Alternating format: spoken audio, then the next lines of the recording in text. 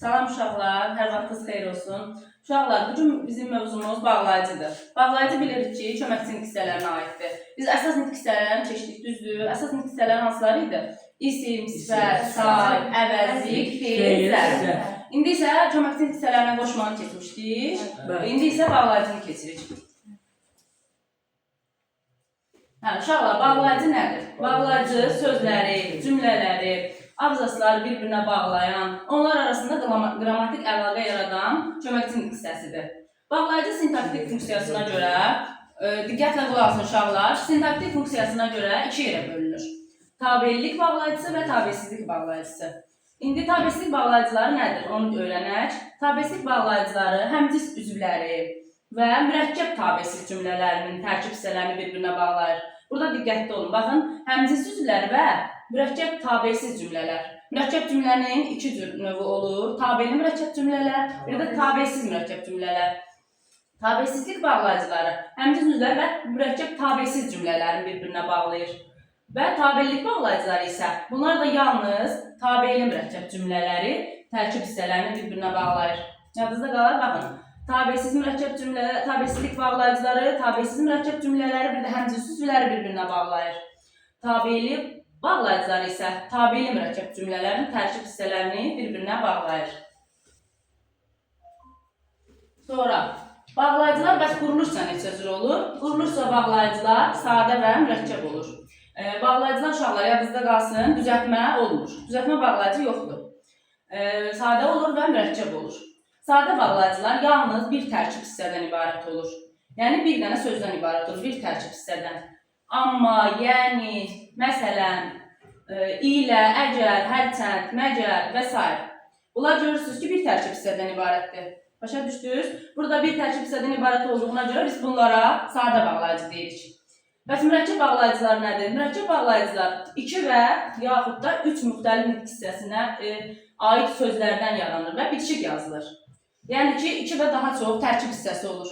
Biz bilirik ki, mürəkkəb sözlərin də tərkibində 2 və daha artıq sözlər olur da, düzdür? Bağlayıcı da eləcə 2 və daha artıq tərkib hissədən ibarət olur. Məsələn, baxın, hərca, halbuki, habelə, nəinki və s.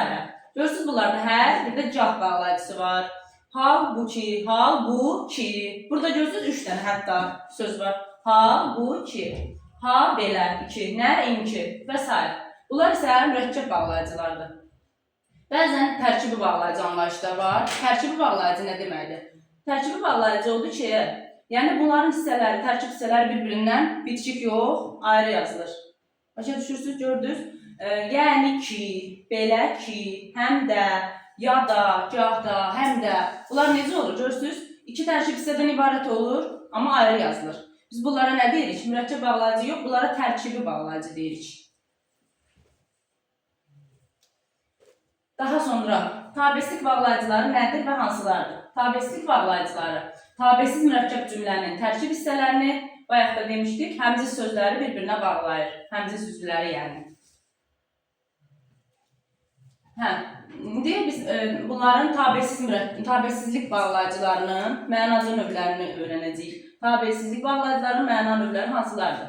Birinci, birləşdirmə bağlayıcıları gəlir. Birləşdirmə bağlayıcıları və ilə, bir də ilənin şəkilçiləşmiş forması. Birləşik yazılır bunlar. La, lə. Və ilə bağlayıcıları vergüllə işlədilmir. Bunu yadınızda qalsın. Və ilə bağlayıcıları vergüllə işlənmir.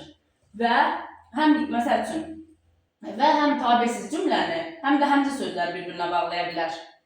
Baxın, məsələn, o gəldi və yemək hazırladı. Bu cümlə necə cümlə olar, uşaqlar? Yox, burada 2 cümlə, bəli, tabelsiz cümlədir. Deməli, bu necə cümlə? Mürəkkəb cümlədir. Bu mürəkkəb cümləni bir-birinə bağladı və bağlayıcısı. O gəldi, bir cümlə və yemək hazırladı. Burada 2 dənə cümlə var. Mürəkkəb cümlədir. Deməli, tabelsiz mürəkkəb cümləni bir-birinə bağladı. Burada hansı bağlayıcı bağladı? Və bağlayıcısı. Sonra, görürsünüz, tabelsiz cümlədir. O qələm və dəftər aldı. Bura isə bu necə cümlə sayılır? Bu, bəli, həmcis üzvlü, sadə cümlədir, uşaqlar. O qələm və dəftər aldı. Görürsünüz, qələm və dəftər aldı. Burada 2 dənə söz var, həmcis söz var. Qələmlə dəftər. Həmcis sözləri bir-birinə bağladı. Lakin ilə isə yalnız ilə bağlayıcısına söhbət gedir indi. Vəni dedik. İndi ilə bağlayıcısı. Yalnız həmzin sözləri bir-birinə bağlayır. Yəni həmzin üzvləri ilə mürəkkəb cümləni bir-birinə bağlamır. Başa düşdünüz? Və nədir? Həm mürəkkəb cümlələri bağladı bir-birinə, tabesi mürəkkəb cümlələri, həm də necə? Həmzin sözləri bağlayır. Amma ilə isə ilə bağlayıcısı. Həmzin sözləri bir-birinə bağlayır. Məsələn, o qələm ilə dəftər aldı.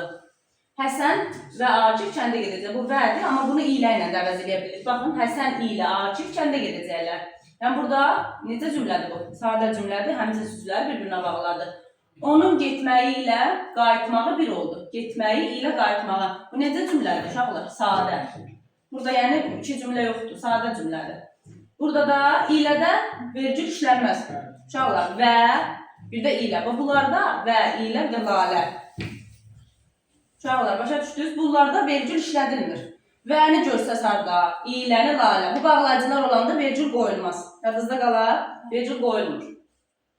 Qarşılaşdırma bağlayıcıları bəs nədir? Qarşılaşdırma bağlayıcıları isə amma, ancaq, lakin, halbuki, isə, fəqət və s. Məsəl üçün, bunlar hansıdır? Cümlə nümunə göstərək. Mən danışırdım, o isə qulaq asmırdı. Görsünüz, qarşılaşdırıram da, mənasına fikir verin. Mən danışırdım, o isə qulaq asmırdı.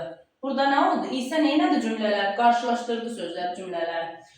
Məlik bunu bildi, amma özünü bilməməzliyə vurdu. Gördünüz, qarşılaşdırıram. Məlikin bilməyi ilə özünü bilməməzliyə vurmağı neynədir burada? Qarşılaşdırıldı. Bu da qarşılaşdırma bağlayıcılarıdır. Qarşılaşdırma bağlayıcılarında uşaqlar görsünüz, vergülü də deyimdə necə qoyulur? Əvvəlcə cümlə işlədilir, özündən əvvəl vergül qoyular. Baxın, amma, ancaq, lakin, fəqət, halbuki isə bu bağlayıcılarla özündən əvvəl vergül qoyulur. Yadınızda qalar. Baxın, bildiyi vergül amma. Bunlar özündən əvvəl vergül qoyulur. Amma o bir bağlayıcılarda demişdik ki, vergül qoyulmurdu. Birləşdirmək istəyir, birləşdirmək. Hə, birləşdirmək yox, demişəm. İndi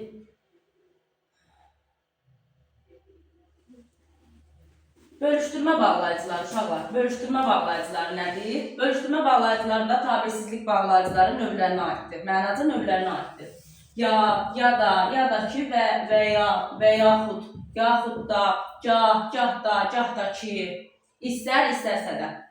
Bunlar nədir? Bölüşdürmə bağlayıcılarıdır. Məsələn, nümunə deyək cümlə kimi, gah danışır, gah gülür. Neynədir? Burada neynədir? Bölüşdürdük, bölüşdürmə oldu. İstər bəstəkar ol, istər rəssam ol. Başa düşdünüz? İndi isə bölüşdürməni keçdik iştirak bağlayıcılarına. İştirak bağlayıcıları həm də ki, o cümlədən, o sıradan, nəinki, hətta, ha belə, həmçinin, dadə, eləcə. İndi burada da nümunə göstərək. Meşələrdə ağcaqayın ağacları da əkmişdilər. Yəni nə oldu burada? İştirak elədi.